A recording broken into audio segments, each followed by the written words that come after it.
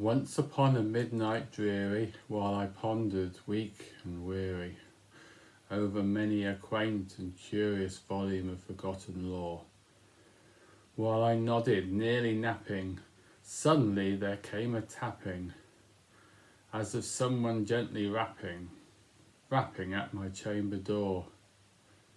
"'Tis some visitor," I muttered, "tapping at my chamber door, only this and nothing more." Ah, distinctly I remember it was in the bleak December, and each separate dying ember wrought its ghost upon the floor.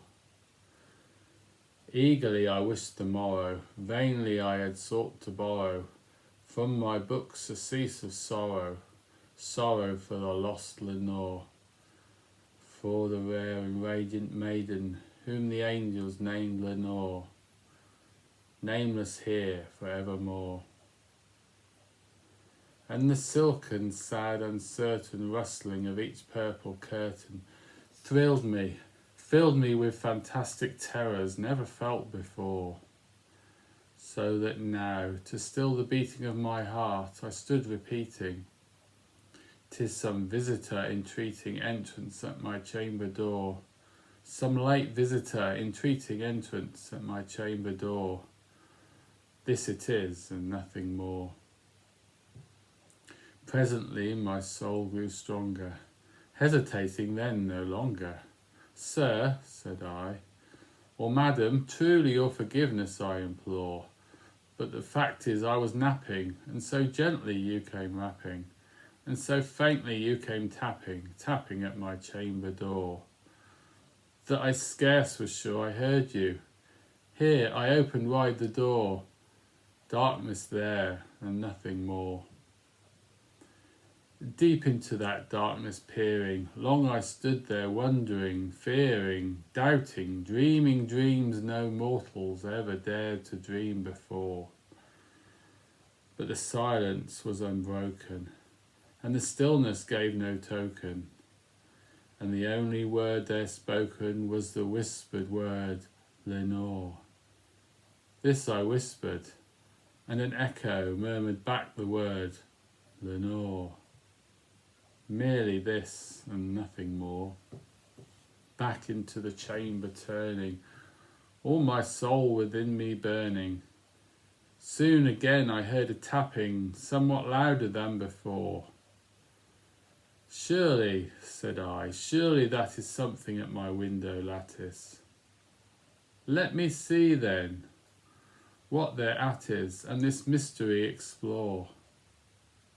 Let my heart be still a moment, and this mystery explore. 'Tis the wind, and nothing more." Open here I flung the shutter, when, with many a flirt and flutter, in there stepped a stately raven of the saintly days of yore. Not the least obeisance made he, not a minute stopped or stayed he, but with mien of lord or lady perched above my chamber door, perched upon a bust of Pallas just above my chamber door, perched and sat and nothing more. Then this ebony bird beguiling my sad fancy into smiling, by the grave and stern decorum of the countenance it wore. "Though thy crest be shorn and shaven, thou," I said, "art sure no craven, ghastly grim and ancient raven, wandering from the nightly shore. Tell me what thy lordly name is on the night's Plutonian shore." Quoth the raven, "Nevermore." Much I marvelled this ungainly fowl to hear discourse so plainly, though its answer little meaning, little relevancy bore. For we cannot help agreeing that no living human being ever yet was blessed with seeing bird above his chamber door, bird or beast above the sculpted bust above his chamber door, with such name as Nevermore. But the raven, sitting lonely on the placid bust, spoke only that one word, as if his soul in that one word he did outpour. Nothing further then he uttered, not a feather then he fluttered, till I scarcely more than muttered, other friends have flown before. On the morrow he will leave me, as my hopes have flown before. Then the bird said, nevermore. Startled at the stillness broken by reply so aptly spoken. Doubtless, said I, what it utters is its only stock and store. Caught some unhappy master, whom unmerciful disaster followed fast and followed faster, till his songs one burden bore, till the dirges of his hope and that melancholy burden bore of nevermore. But the raven still beguiling my sad fancy into smiling. Straight I wheeled a cushioned seat in front of bird and bust and door. Then, upon the velvet sinking, I betook myself to linking. Fancy unto fancy, thinking what this ominous bird of yore, what his grim, ungainly, ghastly, gaunt and ominous bird of yore meant in croaking nevermore. This I sat engaged in guessing, but no syllable expressing. To the fowl whose fiery eyes now burned into my bosom's core, this and more I sat divining, with my head at ease, reclining on the cushion's velvet lining that the lamplight gloated o'er, but whose velvet violet lighting, with the lamplight gloating o'er, she shall press, nevermore. Then methought the air grew denser, perfume from an unseen censer, swung by seraphim whose footfalls tickled on the tufted floor. Wretch, I cried, thy God hath lent thee, by these angels he hath sent thee, respite, and nepenthe from thy memories of Lenore. Quaff this kind nepenthe, and forget this lost Lenore.